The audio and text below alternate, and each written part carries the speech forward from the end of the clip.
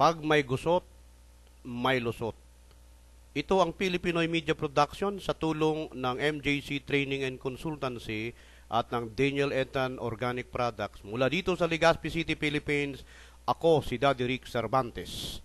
Magandang mapagpalang araw sa inyong lahat. Ang disiplina po ay isang paraan para mailagay sa ayos ang maraming bagay. Merong disiplina na kailangan na manggaling sa iba para matuto po ang tao. Tulad sa pagtawid sa kalsada, ang kadalasan na ginagawa ng ilan nating mga kababayan pag tumatawid sa kalsada, hindi tumitingin sa kaliwa o sa kanan nila, kaya marami po ang naaaksidente. At para sa tamang daanan, naglagay ang government ng tinatawag nating pedestrian lane. Yung dilaw na guhit na parang hagdanan, doon maglalakad ang mga tao para makatawid sa kalsada na ligtas. Kaya lang napapansin po natin na mga tumatawid hindi sa pedestrian lane dumadaan. Mas gusto nilang maglakad sa labas ng guhit at doon po sila dumadaan o malapit po sa pedestrian lane. Tulad din ng mga pagtapon po ng basura. Mapapansin din po natin na totoo, may karatulang nakasulat o nakasabit na bawal magtapon ng basura dito. Oo naman, walang basura sa tapat ng karatula. Pero sa walang karatula, ando naman nakatambak ang basura. Tulad din po yan ng no smoking. Halos lahat ng lugar ngayon sa Pilipinas may ganoong warning sign, no smoking. Pero tingnan po ninyo, sa walang karatula, may mga nag-i-smoke pa rin. Nang madaanan ko po ang bayan ng Ginubatan, Albay, sa park nila ay meron pong karatulang nakalagay, bawal magtapon ng upos ng sigarilyo dito. At wala pong karatulang na no smoking. At wala din po akong nakita na basurahan. Sa pag-oobserba ko sa loob po ng 3 oras, wala akong makita na naninigarilyo kasi wala silang mapagtapunan ng upos ng sigarilyo. Sa Pinoy, kinakailangan maraming paalala. At ito ay paulit-ulit para sumunod. Ganon po tayong mga Pinoy. Kung makakalusot, lulusot. Mahilig sa palusot. Alam din ba ninyo na ang ilang mga palusot na ginagawa ng mga Pinoy, ginagaya na rin ng mga dayuhan?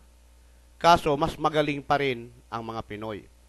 Meron nga nagsabi sa akin na kaibigan ko, dyan po sa Chicago, sa Amerika, may isang lugar daw po dyan na ang pader ay meron pong nakasulat. Bawal dito umihi. Amerika po yun, hindi po Pilipinas. Dahil sa hindi makapag-antay o dahil sa pagmamadali, nakikipag-unahan dahil mahilig sa rush hour kung kailan nasa deadline na sa kakikilos. Dahil naniniwala na madali lang daw gawin, matagal pa naman daw. Nakakagawa ng palusot ang ilan nating mga kababayan. May kasabihan, pwede na ito. Hindi na yan mapapansin. Yan kung minsan, yung hindi pwede, pwede na sa Pinoy.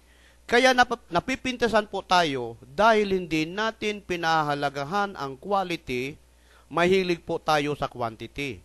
Kung saan ang mura, doon tayo. Ayaw natin ang mahal. Meron ding nagsasabi na bahala na, may awa naman ng Diyos. Kaya kadalasan, nagigipit sa oras sa panahon ng pangangailangan. Hindi sinasaalang-alang ang panahon at ang paraan kung paano ito gagawin. Ang nasa isip, narito na tayo. Naumpisa na natin ito. Nasubo na tayo, ituloy na natin. Bahala na sa itaas. Kaya po, nasa abroad, o kayo pong mga nasa abroad, paano po ninyo nakikilala na may Pinoy o ang nangungupahan sa isang bahay na pinapaupahan dyan sa abroad, ang nakatira ay Pinoy? Napapansin po ito ng ilang lahi. Madali daw pong malaman na may Pinoy na nakatira kasi ang daming borloloy sa loob ng bahay, ang daming nakasabit at magulo ang loob ng kwarto. Parang divisoria. Ang daming ukay-ukay. Totoo ba yan mga kabayan? Huwag po kayong magagalit. Trabaho lamang po ito at walang personalan. Kahit po sa pagkain, mahilig po tayong kumain ng maraming at marami pong natitira.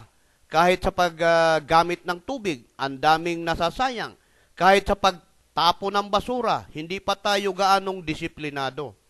Ngunit sa dami ng mga OFWs natin na nagsisimula na tayong matuto na magkaroon ng disiplina. Sila ang nagtuturo sa atin na ilagay ang mga bagay sa ayos. Kaya nga naririnig natin sa mga OFWs, ay nako, kung sa ibang bansa yan, hindi pwede. Malaki po ang may tutunong ng mga OFWs sa kanilang pagbalik sa bansa. Ang mga mabuting bagay na kanilang natutuhan, magagamit natin para sa ating pagbabago.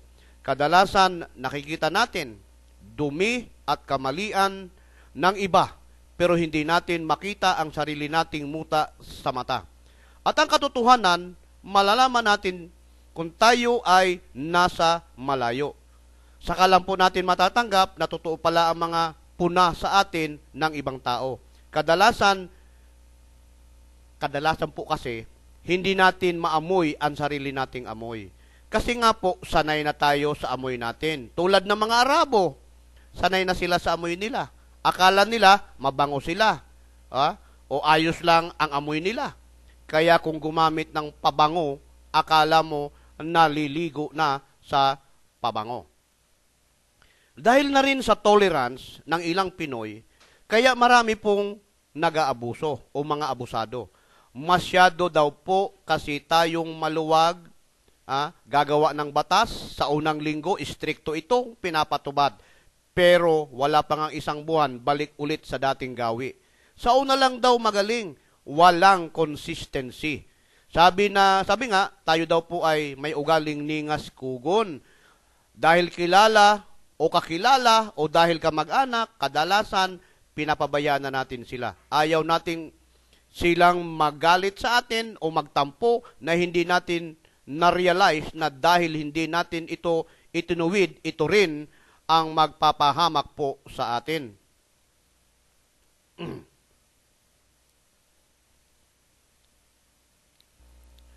Walang mali sa una pa lang na maganda po ang ibubunga.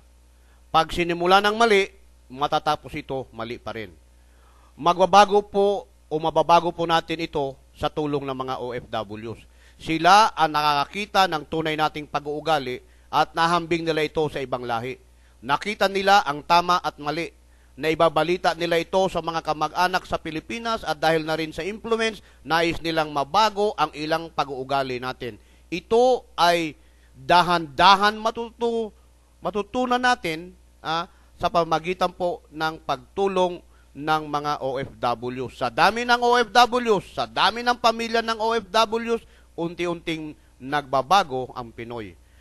Natututunan natin na kapag tayo po ay nasa malayo sa pamilya, ay maraming disadvantage.